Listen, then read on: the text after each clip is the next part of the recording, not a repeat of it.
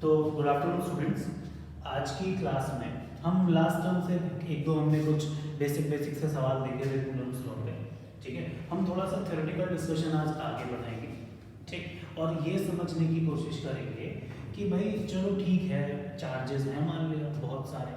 ठीक है, तो सिंपल सी बात है कि जब आप मल्टीपल चार्जेस को कंसीडर करते हैं तो हमारे लिए इम्पॉर्टेंट होता है कि चार्जेस किस तरीके से फैले हुए हैं।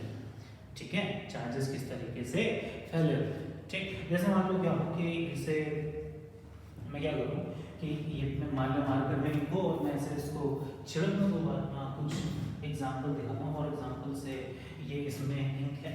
ठीक, मैंने मान लो क्या किया, इसे ऐसे कर दिया। ठीक, तो आप देखेंगे कि जो इंक के स्पॉट्स हैं वो लगातार नहीं पाए जा रहे हैं। अगर ठीक है, कोई इंक यहाँ है, कोई यहाँ है और इनके बीच में क्या है, गैप्स है। ठीक, तो ऐसा हो सकता है कि चार्जेस कई बार अलग अलग पाए जाएं।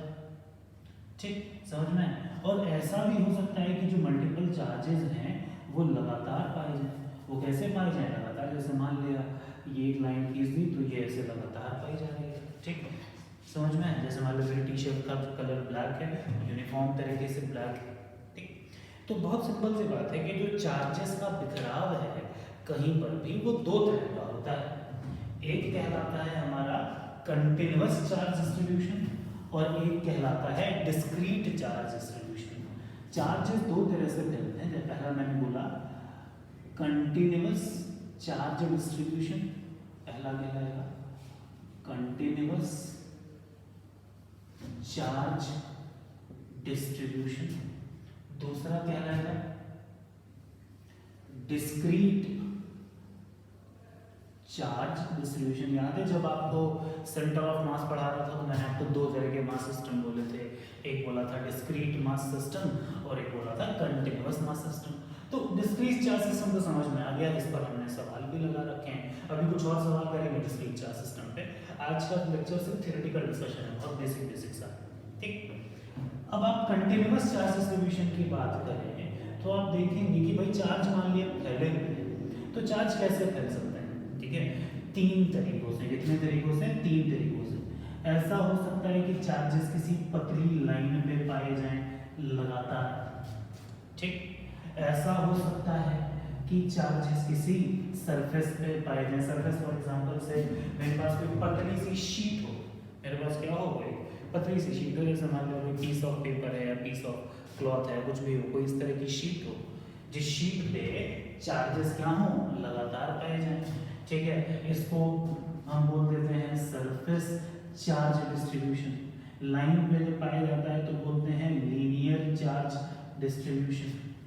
ठीक, समझ में। ऐसा हो सकता है कि चार्जेस पूरे के पूरे वॉल्यूम में फैले हुए। चार्जेस कहाँ फैले हुए हैं? पूरे के पूरे वॉल्यूम में फैले हुए। तो तीन तरह के चार्ज डिस्ट्रीब्यूशन होते हैं। पहला है लीनियर चार्ज डिस्ट्रीब्यूशन, दूसरा है सरफेस चार्ज डिस्ट्रीब्यूशन और तीसरा है वॉल्यूमेट्रिक चार्ज डिस्ट्रीब्यूशन। तीन तरह के चार्ज डिस्ट्रीब्यूशन होते हैं। ठीक है, समझ में आई बात। अब जैसे मान लो क्या हो, एक एक करके सबके बारे में बात करते हैं। तो हम सबसे पहले समझने की कोशिश करते हैं कि भाई लीनियर चार्ज डिस्ट्रीब्यूशन क्या होता है। सबसे पहले समझते हैं कि लीनियर चार्ज डिस्ट्रीब्यूशन क्या है। लीनियर चार्ज डिस्ट्रीब्यूशन क्या है, बहुत बेसिक बात करेंगे। तो जैसे मान लीजिए ये कोई ऐसे लाइन थी जिस पे कंटिन्यूअस चार्ज पाया जा रहा था, तो जैसे मैं बोल दूं कि इस पे लगातार पॉजिटिव चार्ज पाया जा रहा है। ठीक, तो मैंने कहा कि यार देखो दो तरह की चीजें होती हैं कि भाई कोई चीज फैली हुई है तो ऐसा हो सकता है कि लगातार एक जैसी फैली हो, वो हो गया यूनिफॉर्म। और ऐसा हो सकता है कि लगातार एक जैसी ना फैली हो, मतलब कहीं पर ज़्यादा चार्ज हो और कहीं पर कम चार्ज हो। जैसे मान लो मैं बोल दूँ कि यहाँ पर ज़्यादा चार्ज है और धीरे धीरे आगे चार्ज क्या हो रहा है, कम हो रहा है। समझ में। तो यहाँ पर हम सबसे पहले समझते हैं लीनियर चार्ज डेंसिटी के। लीनियर चार्ज डेंसिटी को लिखा जाता है लैम्डा से। ठीक, तो अगर मैं क्या करूँ कि इसके ऊपर कहीं पर भी एक बहुत छोटा सा लेंथ कंसीडर करूँ dl और मान लिया इस dl लेंथ पे जो चार्ज पाए जा रहे हैं वो कितना है, dq है। तो लैम्डा लिखा जाता है चार्ज यानी छोटा सा चार्ज डिवाइडेड बाई छोटी सी लेंथ, ठीक है, that is dq by dl, that is dq by dl, ठीक है। इसके एप्लीकेशंस आराम से करेंगे, अच्छे से ढंग से, मत परेशान, ठीक। अगर आप यूनिट की बात करेंगे तो आपको क्लियरली दिखेगा कूलम पर मीटर होगी इसकी यूनिट, ठीक। इसमें हम लिखते हैं लैम्डा से और बोला जाता है लीनियर चार्ज डेंसिटी। क्या बोला जाता है, लीनियर चार्ज डेंसिटी। ऐसे ही मान लो चार्जेस किसी सरफेस पे फैले हुए हैं। अच्छा, ये सरफेस पे फैले हुए हैं, that is surface charge distribution, ठीक है, सरफेस चार्ज डिस्ट्रीब्यूशन। थोड़ा सा सरफेस चार्ज डिस्ट्रीब्यूशन के बारे में अगर बात करें तो हमको क्लियरली समझ में आ रहा है नाम से कि चार्जेस कहाँ फैले हुए हैं, सरफेस, ठीक। आपको एग्जांपल याद दिलाओ, मैंने कहा था कि अगर कोई मेटालिक सब्सटेंस है तो चार्जेस कहाँ फैलते हैं, सरफेस पे फैलते हैं। मैंने आपको ये भी बताया था कि भाई अगर सरफेस कैसा है, स्फेरिकल है, तो चार्जेस यूनिफॉर्मली फैलेंगे, और अगर मेटालिक सरफेस कैसा है, स्फेयर के अलावा किसी और शेप का है, तो कॉर्नर्स पे चार्ज ज़्यादा होंगे और बाकी जगहों पे चार्ज कम होंगे। ये सब बहुत बेसिक बेसिक बात पहले देख चुके हैं क्लासरूम में ही हम, ठीक। हम बात करते हैं सरफेस चार्ज डिस्ट्रीब्यूशन की। तो जैसे मान लो मेरे पास कोई भी सरफेस है, ठीक, और उसके ऊपर चार्ज फैला हुआ, ठीक, समझ में। मैंने क्या करा, इस पर एक छोटा सा सरफेस कंसीडर करा जिसका एरिया मान लो क्या है, dA, छोटा सा टुकड़ा, और इसके ऊपर चार्ज मान लो कितना है, dQ। तो एक टर्म आता है जिसे हम कहते हैं सरफेस चार्ज डेंसिटी, लिखा जाता है रो से, लिखा जाता है रो से, ठीक, सॉरी लिखा जाता है सिग्मा से। और सरफेस चार्ज डेंसिटी सिग्मा की वैल्यू क्या होती है, छोटा सा चार्ज यानी dq डिवाइडेड बाय छोटा सा एरिया यानी dA, that is dq by d, ठीक। यूनिट की बात करेंगे तो आपको क्लियरली दिखेगा कूलम पर मीटर स्क्वायर हो गई इसकी यूनिट, क्या हो गई, कूलम पर मीटर स्क्वायर हो गई, ठीक। तीसरी कंडीशन क्या हो सकती है कि जो चार्ज है वो कहाँ फैला हुआ हो, एंटायर वॉल्यूम में फैला हुआ हो, कहाँ फैला हुआ हो, एंटायर वॉल्यूम में फैला हुआ हो, ठीक। और जब भी कभी चार्ज एंटायर वॉल्यूम में फैला हुआ होगा, जब भी कभी कोई चार्ज कहाँ फैला हुआ होगा, एंटायर वॉल्यूम में फैला हुआ होगा। मान लिया कोई 3D ऑब्जेक्ट है, इसमें पूरा भयानक तरीके से चार्ज फैला हुआ है, as usual may be uniform may be non uniform, ठीक, समझ में आई बात। तो हम यहाँ पे क्या करते हैं, छोटा सा वॉल्यूम कंसीडर कर लेते हैं dV, क्या कंसीडर कर लेते हैं dV, जिसपे छोटा सा चार्ज मान लो कितना है dQ। तो dQ बाई में dV इज इक्वल्स टू क्या लिखा जाएगा, रो लिखा जाएगा, इज इक्वल्स टू क्या लिखा जाएगा, रो लिखा जाएगा, यानी कि कितना, coulomb per metre cube, coulomb per metre cube, rho that is volumetric charge density. कुछ बिल्कुल सेम टू सेम हम ये पढ़ चुके हैं सेंटर ऑफ मास में। याद करो सेंटर ऑफ मास में मैंने आपको पढ़ाया था, क्या पढ़ाया था, 3 तरह के मास डिस्ट्रीब्यूशन होते थे, linear mass distribution, surface mass distribution, volumetric mass distribution. समझ जाइए, बस मैंने मास की जगह क्या बोल दिया, चार्ज बोल दिया, मास की जगह क्या बोल दिया है, चार्ज बोल दिया है। इसके एप्लीकेशंस क्या हैं, कैसे हैं, डिस्कस करेंगे, ठीक। लेकिन इसके पहले हम ये डिस्कस करें, एक दो बहुत बेसिक से प्रॉब्लम सॉल्व कर लेते हैं बेस्ड ऑन कूलम्स लॉ। थोड़े से अच्छे सवाल बनेंगे आज, ठीक।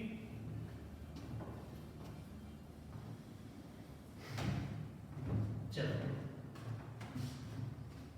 Starting from most basic problem कि मान लो मेरे पास क्या हो, से एक लाइन है, ठीक, समझ में आएगा, और इसके ऊपर चार्जेस रखते हैं बिल्कुल, यहाँ ओरिजिन पे 1 कूलम का चार्ज रखा है, 1 मीटर की दूरी पे, 2 मीटर की दूरी पे, करते करते करते करते करते 10 मीटर की दूरी पे, 1 मीटर, 2 मीटर, 3 मीटर, करते करते करते करते 10 मीटर की दूरी पे चार्ज ऐसा रखे हुए। 1 मीटर की दूरी पे 1 कूलम का चार्ज रखा हुआ है, 2 मीटर की दूरी पर 8 कूलम का चार्ज रखा हुआ है, 3 मीटर की दूरी पर 27 कूलम का चार्ज रखा हुआ है। करते करते करते 10 मीटर की दूरी पर मान लो 1000 कूलम का चार्ज रखा है, 1000 C का चार्ज रखा है। मेरे को बोला गया कि भाई ओरिजिन पर मौजूद चार्ज पे फोर्स बताओ। किस पर फोर्स बताओ? ओरिजिन पर मौजूद चार्ज के ऊपर क्या बताओ? फोर्स बताओ। एक बार जरा स्क्रीन पॉज करके ये चीजें देख लें, ठीक है? इसको करने की कोशिश करें, नहीं होता है फिर हम आपको इस क्वेश्चन का सॉल्यूशन बताते हैं।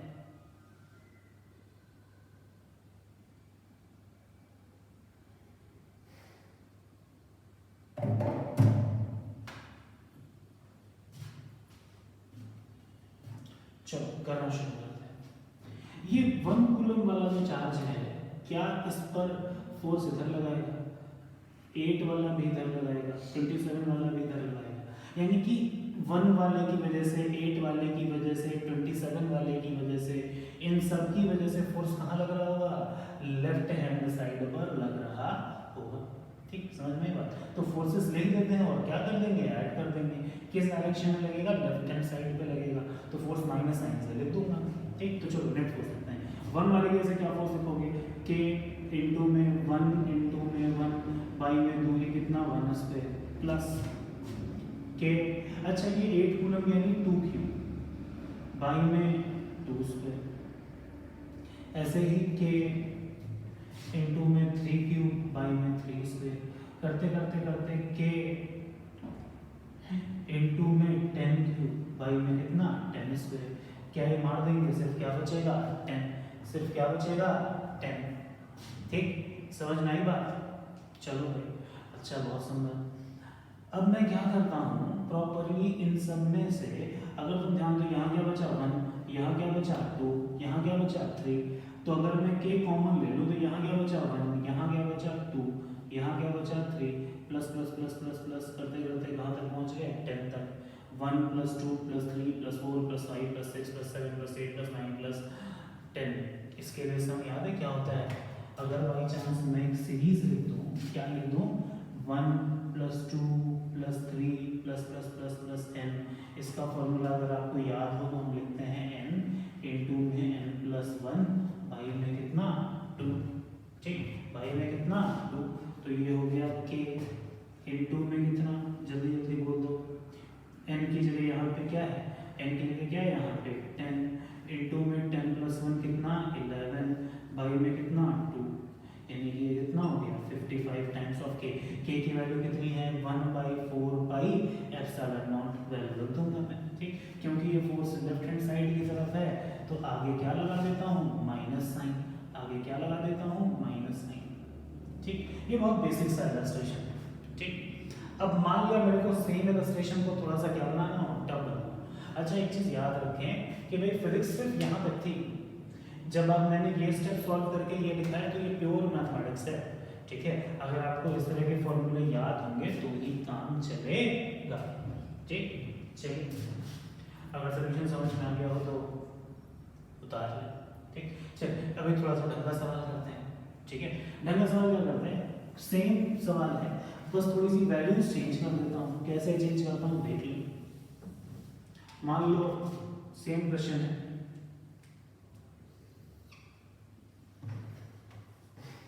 ठीक, समझ में? यहाँ कहीं 1 कूलम का चार्ज है। ठीक, वैसे एज यूजुअल 1 मीटर की दूरी पे 1 कूलम का चार्ज, 2 मीटर की दूरी पे 2 टू द पावर 4 कूलम का चार्ज, 3 मीटर की दूरी पे 3 टू द पावर 4 कूलम का चार्ज। करते करते करते करते करते 10 मीटर की दूरी पे 10 टू द पावर 4 कूलम का चार्ज। ठीक, मेरे को बोला गया है भाई बताओ 1 कूलम वाले चार्ज पे नेट फोर्स कितना लगेगा? तुमने बोला सर आसान है, देख लीजिए। इसकी वजह से कितना फोर्स लगेगा? K इंटू में 1 इंटू में 1 बाई में कितना? 1 स्क्वायर प्लस K इंटू में कितना?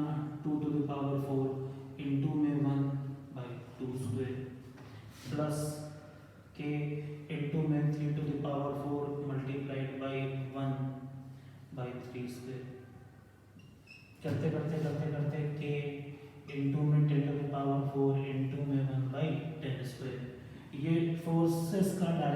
सेम है लेफ्ट हैंड साइड की तरफ, तो आगे क्या लगा देता हूँ माइनस साइन। अगले स्टेप पे अगर आप सॉल्व करें तो आप क्लियरली देखेंगे कि कॉमन लेने के बाद यहाँ क्या बचेगा 1 स्क्वायर, यहाँ क्या बचेगा 2 स्क्वायर, उसके आगे क्या बचेगा 3 स्क्वायर, करते करते करते आगे क्या बचा 10 स्क्वायर। ठीक, समझ में आगे क्या बचा 10 स्क्वायर।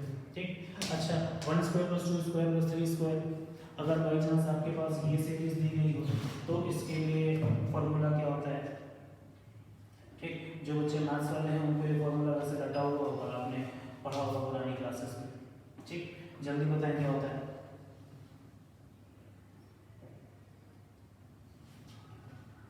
ठीक, चलिए एक बार इसको सॉल्यूशन को उतारें और सही से आंसर लिखने की कोशिश करें। ठीक है, कि यहाँ पर कौन सी सीरीज इस्तेमाल करी जाए, कि एक बार जल्दी से सॉल्यूशन उतार लें फिर हम थोड़ा सा आगे बढ़ते हैं। ठीक,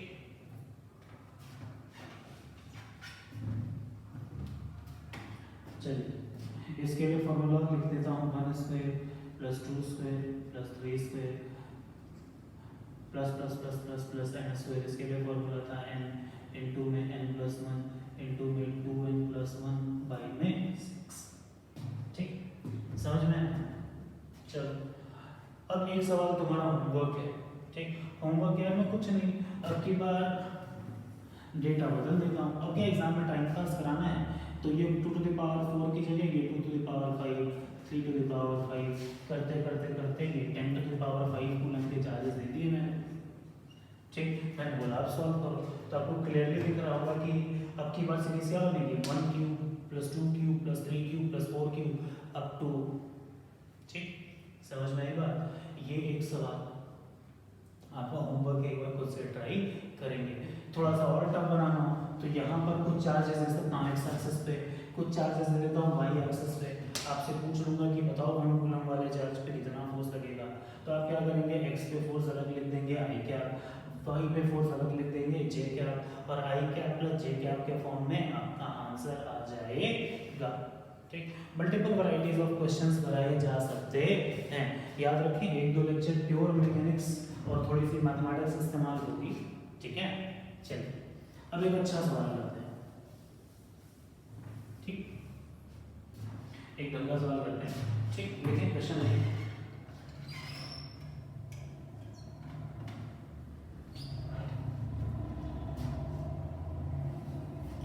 जैसे मान लो क्या कि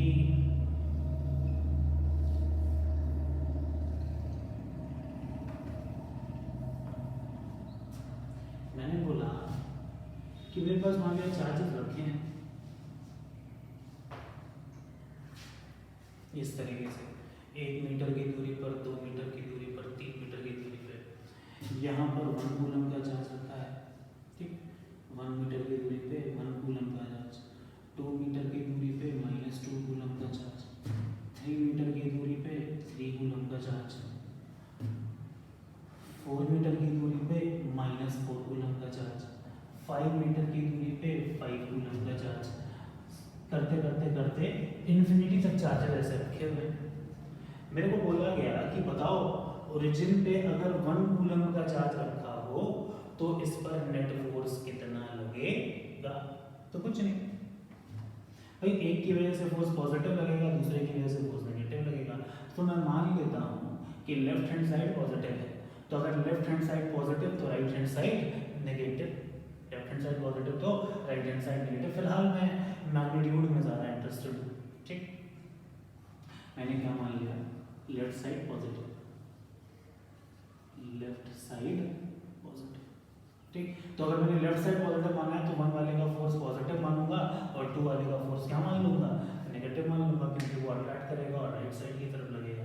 तो फोर्स कैसे देखूंगा, ध्यान से देखना, k इंटू में 1 इंटू 1 दैट इज 1 बाई में कितना 1 स्क्वायर, माइनस k इंटू में 2 इंटू 1 बाई में 2 स्क्वायर, प्लस k इंटू में 3 इंटू में 1 बाई में कितना 3 स्क्वायर, माइनस k इंटू में 4 इंटू में 1 बाई में कितना 4 स्क्वायर, प्लस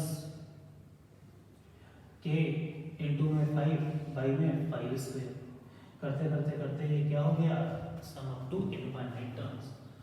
अगर मैं क्या कॉमन ले लूँ, अगर मैं के कॉमन ले लूँ यहाँ से, तो क्या बचेगा, ध्यान से देखना, यहाँ बचा 1/1, ये मर जाएगा तो -1/2, आगे देख लो ध्यान से, +1/3 -1/4 +1/5 -1/6, करते करते करते ये कहाँ तक जाएगा, इनफाइनाइट तक जाएगा। अब अगर बहुत ध्यान से देखें तो अभी एक नई तरह की सीरीज आ गई, 1 - 1/2 +1/3 -1/4 +1/5 -1/6 एंड सो ऑन। ठीक है, ये अपने आप में क्या है, नई तरह की सीरीज है। ठीक, अब इसको सॉल्व करने के लिए आप बहुत ध्यान से समझ लें, एक बच्चा अगर यहाँ तक कर ले रहा है तो ठीक है, कोई दिक्कत नहीं है। अब इसके बाद के लिए आपको एक स्पेशल मैथमेटिकल सीक्वेंस याद होना चाहिए। जितने बच्चे नॉन मेडिकल वाले हैं, मतलब मैथमेटिक्स वाले हैं, उनको तो ये सीरीज रटी होनी चाहिए, शायद आपने सुना हो, ln 1 + x, ln 1 + x।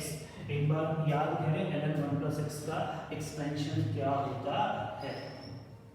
ठीक है, ln 1 + x का एक्सपेंशन क्या होता है याद करें, फिर हम स्टार्ट करेंगे आगे। ठीक, चलिए एक बार सोचें, ट्राई करें, स्क्रीन पॉज करके 2 मिनट के लिए सोचें, ln 1 + x का expansion.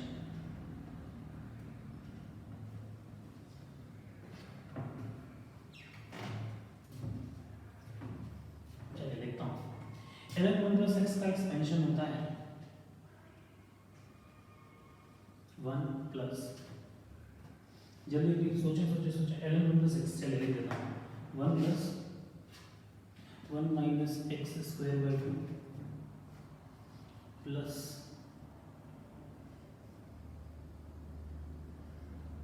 x³ minus x⁴/4 plus करते करते इनफिनिटी, एक बार ये उतार लेना। ठीक है, ln 1 + x का एक्सपेंशन एक बार उतार लेना। ठीक है, ठीक, अब एक काम करें, ठीक, इसको जरा इससे कंपेयर करें, x की जगह 1 पुट कर दें, x की जगह क्या पुट कर दें, 1। तो अगर आप इस फॉर्मूले में x की जगह 1 पुट करें तो ये हो जाएगा 1 + 1 2, यहाँ पे पुट करो तो क्या आएगा 1 - 1/2 +1/3। अगर आप x की जगह 1 पुट करते हैं तो x की जगह क्या पुट करते हैं, 1 - 1/2 +1/3 -1/4 +1/5 -1/6 अप टू सो ऑन।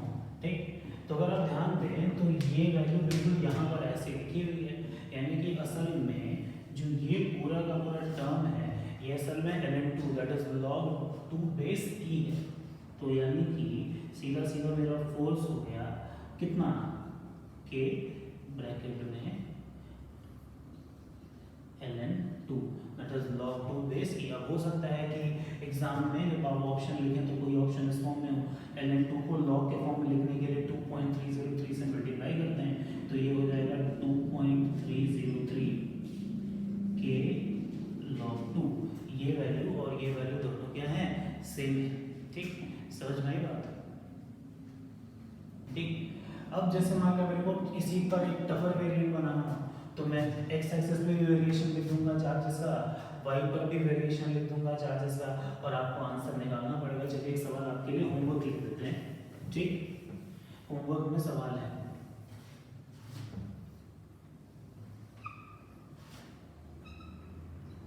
यहाँ पे ओरिजिन पे 1 कूलम का चार्ज है, 1 मीटर की दूरी पे 1 कूलम, 2 मीटर की दूरी पे -2 कूलम, 3 मीटर की दूरी पे 3 कूलम, 4 मीटर की दूरी पे -4 कूलम। करते करते करते इनफाइनाइट पे चार्जेस हैं एक्स एक्सिस पे, ऐसे ही वाई एक्सिस पे भी चार्जेस हैं। यहाँ पे 1 मीटर की दूरी पे 1 कूलम, 2 मीटर की दूरी पे -2 कूलम, 3 मीटर की दूरी पे +3 कूलम, 4 मीटर की दूरी पे -4 कूलम। ये भी चार्जेस कहाँ तक हैं, इनफाइनाइट तक। आपको इस पर लगने वाला नेट फोर्स बताना है। ठीक है, आप वैसे तो डायरेक्टली याद रख सकते हैं कि यहाँ पर आया था k log 2, यहाँ पर भी आया ये k log 2 आई क्या, ये k log 2 j क्या, और इनका सीधा सीधा रिजल्टेंट निकाल सकते हैं। This is your homework. ठीक है, समझ में? आज के लिए बस यहाँ तक, नेक्स्ट टर्म पे आगे कंटिन्यू करते हैं।